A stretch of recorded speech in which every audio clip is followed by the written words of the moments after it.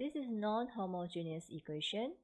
So let's just look at non-homogeneous equations where the functions, you have the equations equal to some functions.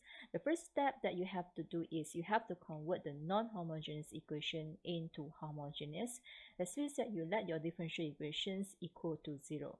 Then you're going to solve these equations by using that technique that you have learned in the previous subtopic, that is the homogeneous equation. When you solve it, you will get the solution, and we call the solution as the complementary solutions, or the YC. Once you have obtained the YC, the next step that you have to do is you have to identify the trial solution YP. Okay, you're going to have identify the trial solution YP from the function f. Okay, once you have identified the trial solution YP, then you have to find y prime and y double prime. Then you're going to substitute your y prime and y double prime into your non-homogeneous equation. And once you have substituted into your non-homogeneous equation, then you're going to solve it and get your particular solution YP. And then the general solution will be the combinations of the YC plus with the YP. But how we going to know, okay, the trial solution YP? How we going to identify the trial solution YP from the function f? The trial solution YP will depend on the form of the function f. Okay, let's just look at some form of the function f that you may come across. The first one will be the function f equal to some polynomial. Let's say if you have a function that is equal to a constant k, then your YP will also equal to some constant, let's say c. If your function is equal to a polynomial, and let's say this is a linear equations, and you have x power 1, then your YP will also equals to a linear equations that begin with the constant c plus the coefficient dx power 1.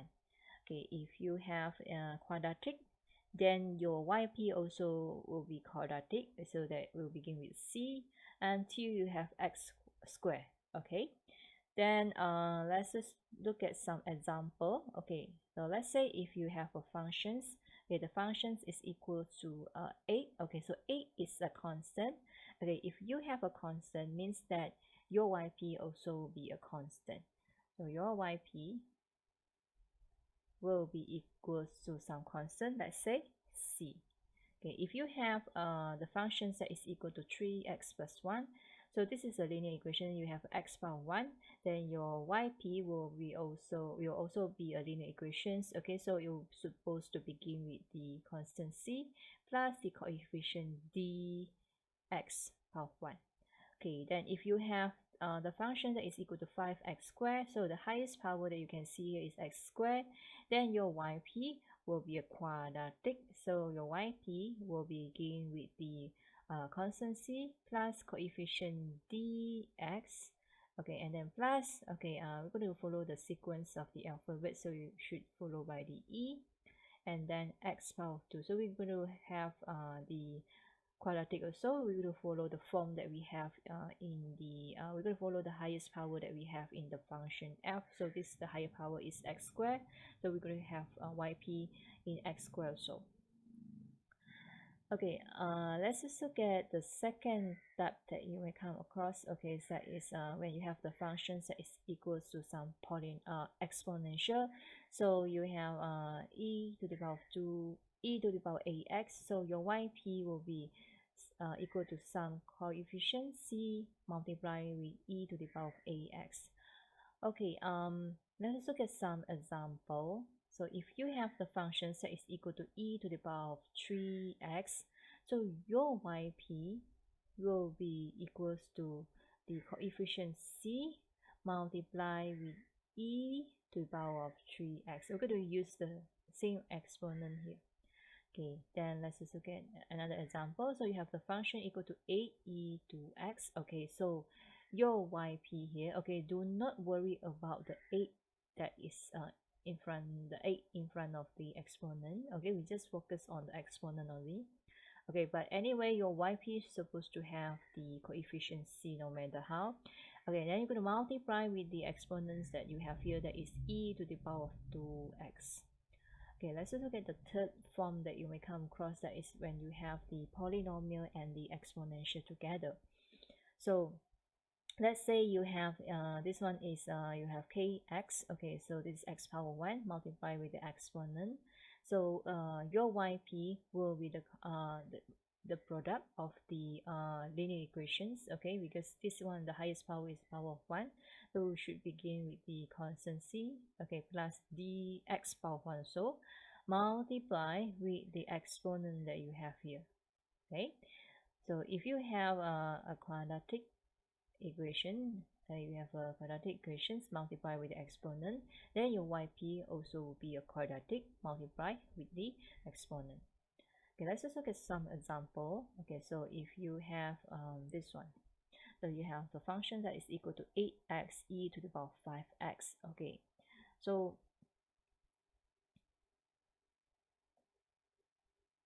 okay, we look at the highest power that we can have in the polynomial. First, you have x power 1. Okay, I'll just ignore the number. We'll just focus on the x power 1. That means that your yp will be a linear equation. So, because the highest power is power of 1, so we begin with the constant c plus the coefficient dx power 1. That is for the polynomial. Then only we look at the exponents that we have here. That is e to the power 5x, so it should multiply with e to the power 5x also. Okay, then let's just look at the next example. Okay, you have a polynomial. The highest power that you have for this polynomial is x power of 2. So means that your yp will have a quadratic. So we will have c plus dx, okay, plus ex squared. So we could have the same highest power that we have in the function f. Okay, then multiply with the exponent. So the exponent that we have here is e5x. Okay, let's just look at the type number 4 that you may come across. That is when your functions that is equals to some trigonometry functions. Okay, let's say you have the function is equal to k cos bx. Okay, or you have sine, either cos or sine. So your yp will be in this form. Okay, so you will have a coefficients multiply with the cos, okay, with the same angle that you have in here. Okay, whenever you have come across a cos or sine, so your yp should have the yp trial solution. Yp should be in the pair where you must have when you have the cos, you must have the sine together. Okay, and they are both having the same angle bx here. Okay, this is one way to write the trial solution yp. You can use another form of the trial solution yp, that is this one. Instead of using c cos bx, you can use c sine bx. Okay, so both are the trial solutions for the yp. Okay, let's just look at some example. So let's say you have the functions that is equal to cos 2x. Okay, so in this case, your yp will be the coefficient c, begin with the coefficient c, and let's just look at the angle that we have here. You have the 2x. Okay, so we have cos 2x. Okay, when you have a cos, you must have the pair. Okay, that is the sine, so you have to continue, so you have to plus with the coefficient d sine, okay, the same angle. Okay, that is 2x. Okay, this is one form of the trial solutions. Okay, instead of writing this one, you can write in another way. That is, you can write your yp as, okay, c sine 2x plus d cos 2x. Okay, let's just look at the next. Okay, so if you have this one, you have 6 sine 3x. Okay, so you have yp, so your yp should be begin with the coefficient c. And okay, look at the angle that we have here. This is 3x. So you can begins with the sine 3x. Okay, the same angle that we have. Okay, then the sine is supposed to have the pair. Okay, so the pair will be the cos. So d cos 3x. So this is the yp for this example. Okay, So instead of c sine 3x, you can write c cos 3x, then you will have d sine 3x. Okay, so that is another variations for the another versions of the yp that we could have. Okay, then let's just look at the third example. Okay, let's say you have the function f that is cos 6x plus sine 6x, and you can see that both of them are having the same angles. Okay, so they are having the angle of 6x. Okay, so it doesn't matter you have the sine and the cos together, your yp will be begin with a c, and the angle here that is 6x, right? So we're going to have c cos 6x plus d sine 6x also. Okay, you can write c sine 6x plus d cos 6x. Okay, let's just look at type number 5. Okay, when you have the polynomial and trigonometry together.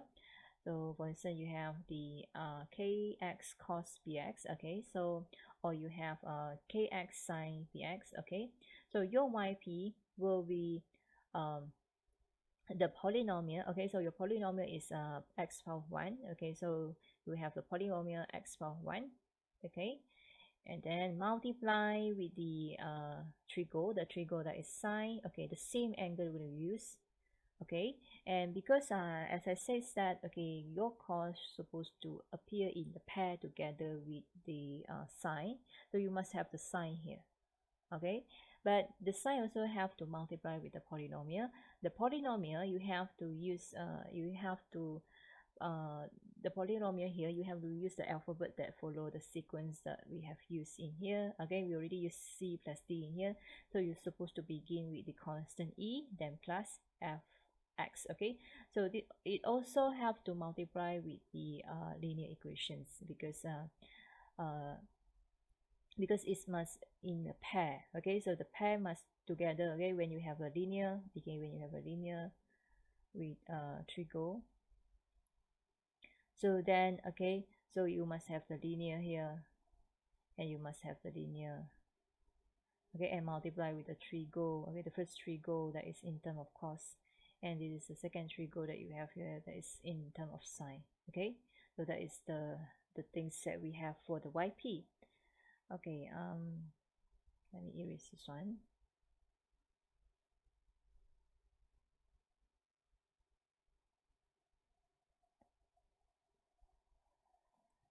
Okay, let's just look at some example. Okay, let's just look at let's say you have a function that is equal to 3x squared cos 2x. Okay, so in this case, okay, let's just see what happens to our yp. Okay, so let's just focus on the 3x squared first. Okay, 3x squared is a polynomial. So when you have a polynomial, let's just begin to write the polynomial. Okay, so let's just begin with the constant c plus the x. Okay, plus, okay, until ex square. Okay, then only we look at the trigo that we have. The trigo that we have is cos 2x. The angle is 2x. So then we have cos 2x. Okay, but cos is appear together with its pair that is sine. So you must continue your yp. But this sine should multiply with the polynomial. So that is the quadratic. Okay, so then you have to continue. Okay, so just now really until the alphabet e, so then we have to continue f, the constant f, gx plus hx squared, and then sine 2x. Okay, so you can see that you have the cos, you must have the sine.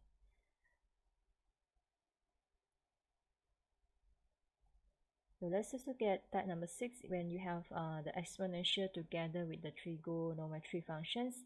Okay, where you have the exponential multiply with the cos. Okay, so or you have the exponential multiply with the sine. So your form of yp will be the exponential. Okay, we deal with the exponential first. Multiply with the cos plus sine. Okay, so the coefficient is given. The coefficients are given through the cos and sine together. Okay, let's just look at the example. So if you have this one, okay, you have e to the power 2x multiplied with cos 5x. So your form of yp will be, okay, we just write the e first. So you have e 2x, okay, and then only we'll focus on the cos. Okay, so you will be c cos 5x plus the pair that is d sine by x. Alright, okay. And let's just look at the step number 7. Okay, when your function f is the sum of combinations from number 1 to number 6, your yp will be the sum of the corresponding yp from 1 to 6. Let's just look at some example. So let's say you have this one. Okay, so you have exponential, okay, plus with the trigo function.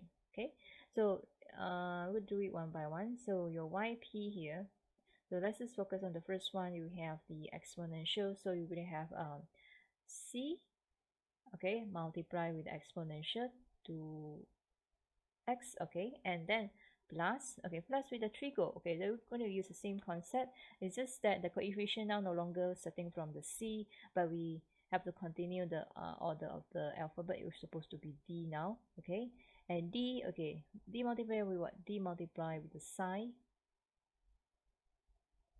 to x, okay, then the sign must appear in the pair, so it will be e cos 2x. Okay, let's just look at one more example. So you have the exponential plus with a polynomial here. So then you have your yp. So your exponential here, this one will give you c e to x. Okay, then let's just look at the polynomial. So the highest power that you have here is x power 3. Then, okay, it should begin with the constant first. Okay, but your constant is not begin with the c, but begin with the constant d. Okay, so d plus ex plus fx squared plus gx power 3. Okay, so this is the way this is the way that we identify the trial solution yp.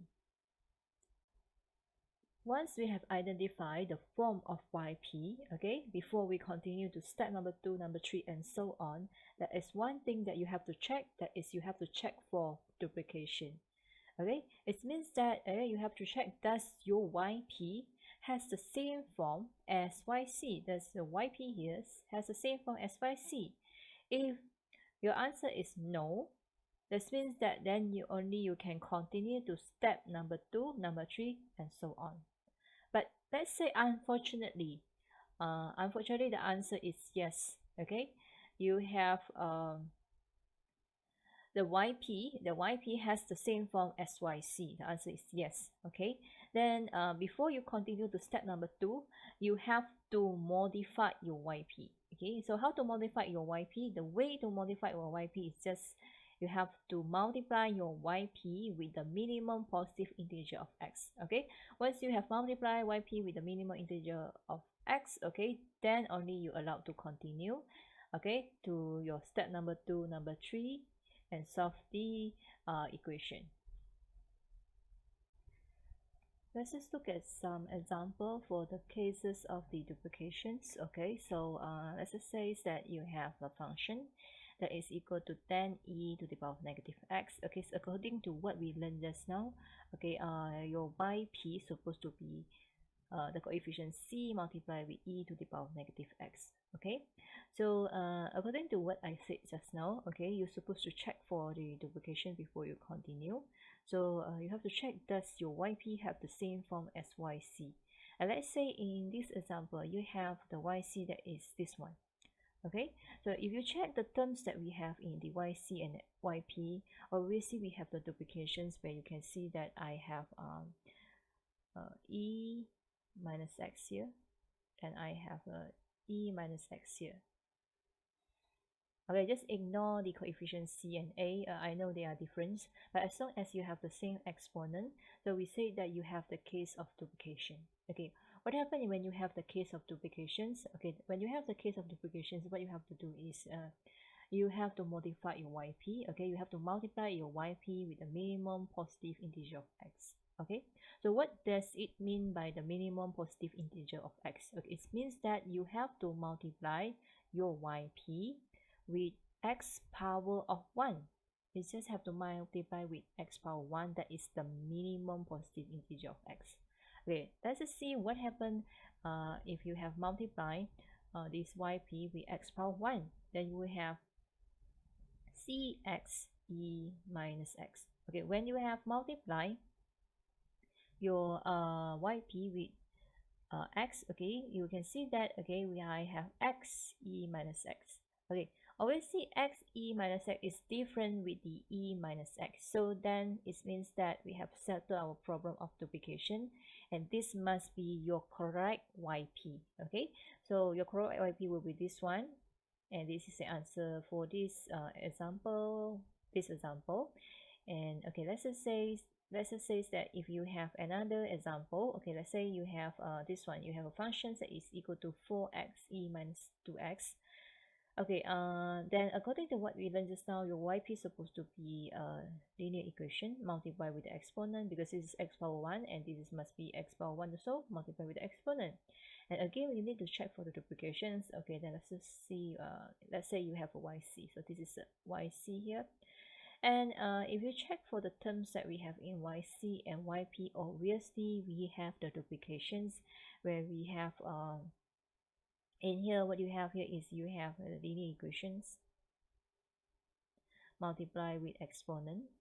Okay, the exponent is e to the power of negative 2x, and also you have the linear equations in here multiply with the e to the power of negative 2x. Okay, so you have linear equation with exponent, linear equation with exponent. I know that they are having the different alphabet here. This is c and d, this is a and b, but as long as you have linear and exponent, so they are having the same form. Okay, so when they are having the same form, we say that you are in the case of duplications. Okay, what happens when you have a case of duplications? Okay, so you have to modify your yp by multiply the yp with the minimum positive integer of x. Okay, so means that you have to multiply with x power 1. Okay, so let's just see what happened if you have multiplied this term with x power 1. Okay, so let's say if you multiply the yp with x power 1, and this is what we have here. Okay, but this yp is not a correct yp, so why? Okay, let's just say that we expand this one. Let's just see what happens if we expand this one. If you expand this one, you have cxe, and we have dx square e. Okay, let us expand this c here, yc here. If you expand this yc here, you have ae, and you expand this one, you have bxe. Okay, you can see that actually I still have the duplication, where you have in here you have this is x e minus 2x, and I also have x e minus 2x. So you still have the duplications. When you still have the duplication, it means that the actions that you multiply with x is actually not correct. Okay, when the actions that you multiply yp is not correct, that means that this is actually not the correct yp. Okay, this is not the correct yp. Then what is the correct yp? What is the actions that you can do just that you can avoid duplication? Okay, that is you can multiply your yp here with x squared. If you multiply your yp here with x squared, let's see what happened. Okay, this is what we have here, and let's just expand this one. If we expand this one, you will have cx squared e, and expand this one, you will have dx cubed e. Okay, then let's just check all the terms that we have in here. Okay, so in here you have x squared e, x cubed e, but this is e and x e only. So obviously we have settled the problem of duplication, and this must be the correct yp. Okay, let's just look at the first example. So that what we have here is you have a non-homogeneous equation. So you change this non-homogeneous equation into homogeneous. Okay, just that you can get your yc. So just have to let this differential equations, that is 2y double prime plus 5y prime minus 3y. Okay, just let this differential equation equal to 0. Okay, instead of negative 3, you let it equal to 0. Okay, once you have let it equal to 0, then you're going to apply the technique that you have learned in the topic homogeneous equations. You have to change the derivative into m. So then you have 2m squared plus 5m minus 3. So if you factor this one, so you have 2m minus 1. Now we have m plus 3 So which means that you have your value of m1 is actually 1 over 2, and your value of m2 is actually negative 3. So this is the case of m1 is not equal to m2. So according to the topic in the homogeneous, it says that your form of yc is supposed to be a e m1x plus b e m2x. Okay, so let's substitute the value of m into this. So we have okay, m1 is actually 1 over 2. Then you have b e m2 is negative 3x. Okay, now the next step that you have to do is you have to get your yp. So how are we going to get our yp? Okay, that is through the function f. Okay, so let's look at the function f. This is your function f. So your function f is negative 3. So negative 3 means that your function is actually is a constant. Negative 3 is a constant, so it means that you're going to let your yp equal to some constant also. Let's say c. Okay, before you continue the step, okay, so let's just check for duplication. Okay, so what you have here is you have a constant c, but for yc, what you have here is you have exponent, exponent. So obviously we do not have duplication in here. When you do not have duplication in here, then only you can continue. Okay, let's just continue to find y prime. So you differentiate it. So you differentiate a constant, you give you a 0. Okay, differentiate some more. So we will have here, this is differentiate a 0, you will give you a 0. So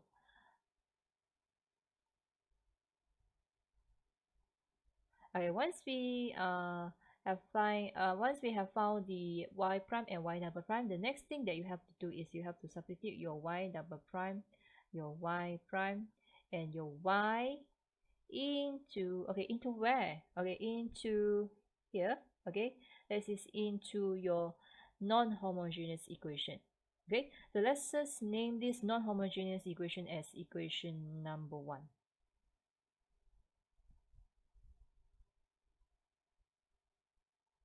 Okay, so you would have 2 multiplied with y double prime. So 2 multiplied with y double prime. So your the y double prime is actually 0. Okay, plus 5y prime plus 5y prime. Your y prime is actually 0. Minus 3y minus 3y. Okay, your y is c. Okay, then equal to minus 3, equal to minus 3. Okay, let's just simplify it. You will have negative 3c equal to negative 3. And it means that your c is actually equal to 1. Okay, now substitute your c equal to 1 into, okay, into where? Okay, into your yp. Okay, so your yp is equal to c, right? Okay, so your yp is equal to c, but your c is actually 1. So your yp is actually 1. Okay, then let's just go to the general solution. So then your general solution will be y equal to yc plus yp. So your yc will be this one, that is a e m1 e1 over 2x plus b e minus 3x. Okay, then plus with your yp. What is your yp? Yp is 1. So this is the general solution for example 1.